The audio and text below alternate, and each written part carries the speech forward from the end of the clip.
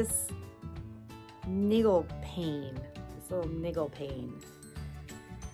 And I don't know, maybe 3 days. So it's probably time I did something about it. So I'm going to be just like a normal person and talk in normal person language. It hurts right here. This spot right where my finger is pointing, like that's where it hurts, like right there. So I'm not going to use any like fancy anatomy terms or anything like that. Right there, that's where it hurts. I get this niggle. So the first thing I'm going to do, because this is what I tell everybody to do, so I'm going to follow my own advice, is to do a broad foam roll. So we're going to start with the foam roll. And I have my foam roller right here. And this is just, I always start mid-back up, and then you can roll down a little farther. But you always want to start at the top. Oh, I already got a little bit of crackles. A little bit of crackles. And then you can slowly come down a little bit farther.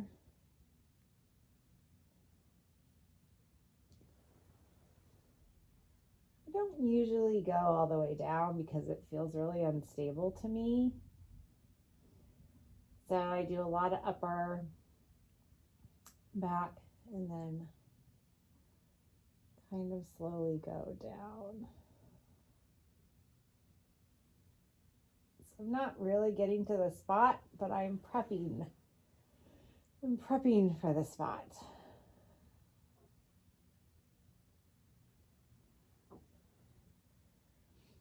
And I also know that if that spot's talking to me, then I'm probably also going to need a tennis ball. Anybody who's worked with me knows that I talk a lot about SI joints right back here. And that if that spot here is tight, it might be because that SI is tight. And the best way to check on the SI is to use a tennis ball. And if it's really sore, then you're probably tight. So I always go high glute. Like high glute. And mid. So high glute and then midline, like towards the middle of the body. You stay with our ankles together, and then you move your legs back and forth. Like that.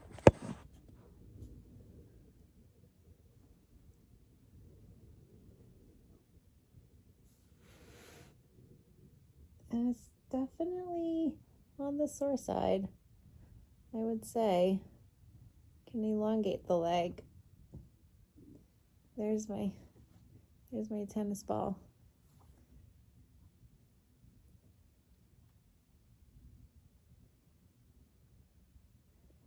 And sometimes I tell people to do it for a minute or a minute 30, just so you can kind of, I'm going to move it back up because it slips a little bit. Just to kind of get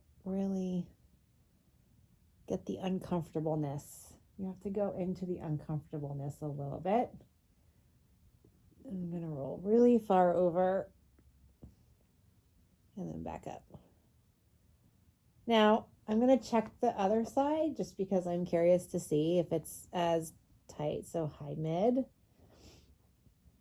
Sometimes I'm surprised, but yeah, no, not the same on the right hand side. Yeah, it's mostly left. So come back to the high glute. I suppose if I really had thought about it, I could have heated it first. Sometimes I tell clients to heat a little bit. That elongates the fascial fibers. You can also move around like that. And then the third part, which I don't really want to check into, but I know I have to, is for a hip flexor. So a lot of times if something's happening in the back. I talk a lot about kind of your functional dysfunction or your functional compensation patterns, which would be if something's happening in my left back, ideally a functional pattern would be a right front hip flexor. So I'm going to try something new today. One of my clients suggested it. I've never done it before. I usually use a tennis ball. The handle of a kettlebell for your iliacus. So for people that know, the iliacus is where I have people put hands on hips, and then where your top two fingers are is usually where I have people put a tennis ball and go down. So I'm going to try this today, and it's fairly similar to one of those pokey things that you can buy online, so we'll see what happens. I'm going to hope that I have a functional dysfunction. I'm going to try the right side first. Hands on hips. And then I guess I can sort of angle it a little bit this way. Yeah, that's pretty good. That definitely could take the place of a tennis ball, I think. Yeah, I'm gonna breathe into that for a minute. I guess you could even use the edge to kind of get, ooh.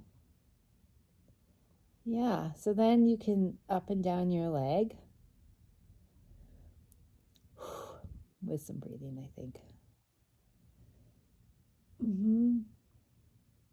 Well, this client is right about the kettlebell handle for sure. Now, I am also curious to see if it feels like this on the other side, partially because I'm trying to test my theory that I have a functional dysfunction or a functional comp pattern. So I'm going to try it on the left-hand side. So here,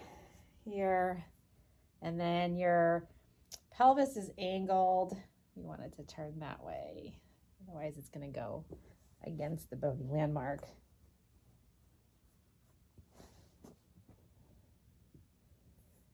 Oh, yeah, that feels fine. I mean, it's not like super nice, but it's definitely not as painful as the right side. So the good news is I have a functional compensation pattern. And I will go back one more time on this side to release it. Go with the pelvis.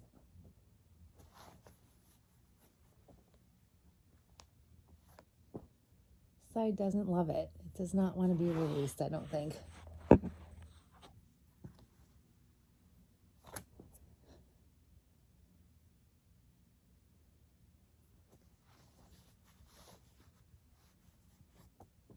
Try a little bit of a different angle.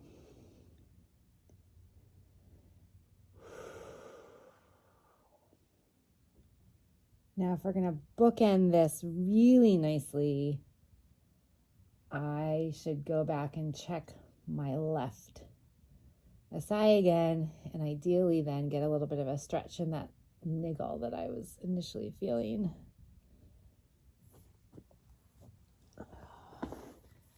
So we'll do a whole check.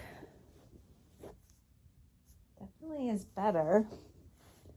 High glute.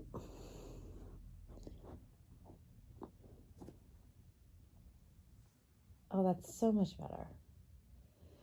So this illustrates, I should say, about what I talk about a lot, which is your sequencing. So everybody has pain points. Everybody has something that happens often. It's kind of it's the, what's what I'm looking for? It's their warning bell, right? And we can ignore really low key warning bells. And then eventually those warning bells get more and more and more intense. And you should definitely listen to those warning bells, because it's easier to catch your pattern or your sequence, the way the body is compensating a little bit early on.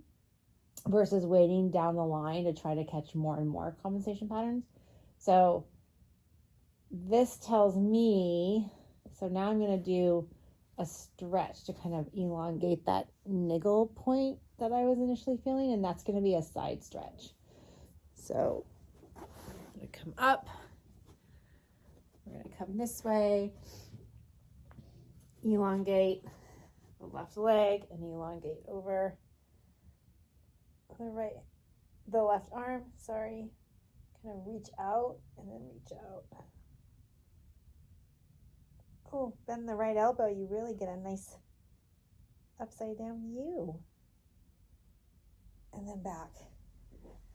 And then the other thing to do is kind of activate what was released.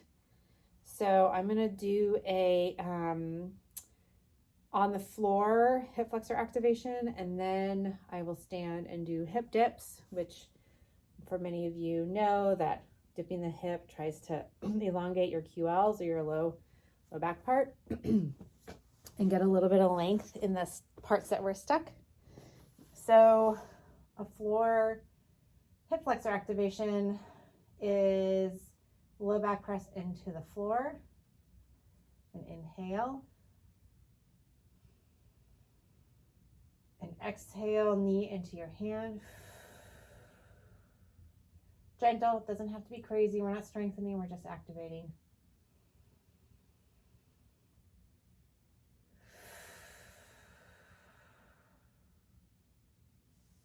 And then I always do a mini bridge. So I'm going to squeeze my two legs together. So my knees are squeezing inward. And on an exhale, I'm going to do a mini bridge, which is just pelvis off the floor.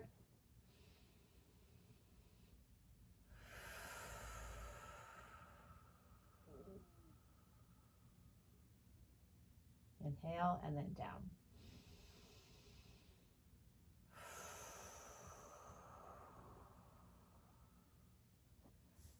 And then we'll stand and do hip dips to kind of round it all out, and then I can double check on my niggle.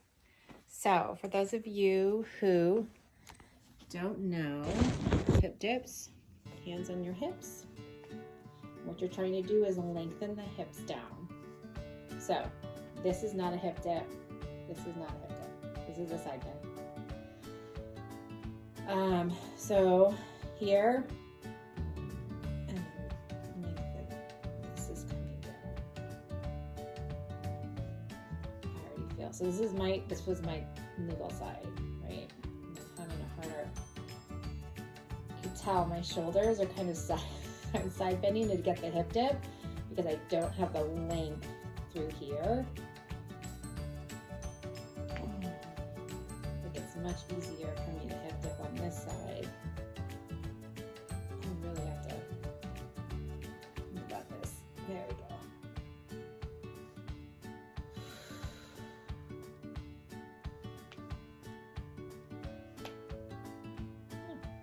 Working everything out. There. A little more even. Voila. That is my mini explanation on a compensation pattern test to see if I had a functional compensation pattern, and yeah, I did.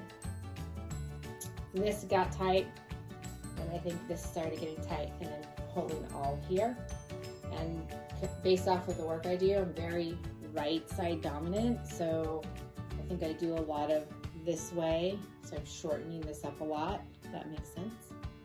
So I probably need to come and do a little bit more stretching here to lengthen this to compensate for my tendency to really shorten up on my right side when I work. Thanks for watching.